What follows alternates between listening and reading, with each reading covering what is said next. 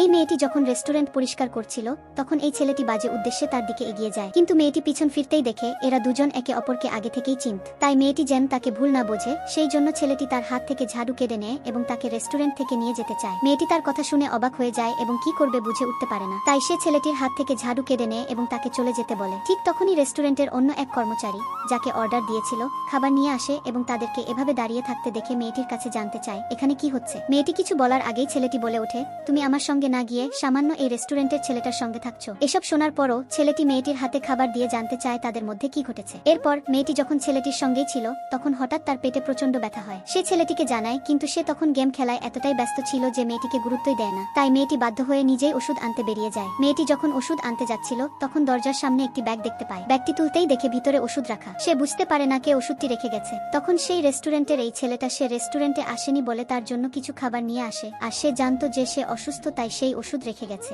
এমনকি সে সেদিন এই মেয়েটার অনেক কেয়ার করে, তাই এই মেয়েটা এই ছেলেটার মুখের সামনেই বলে দেয় যে সে এখন থেকে এর সঙ্গেই থাকবে।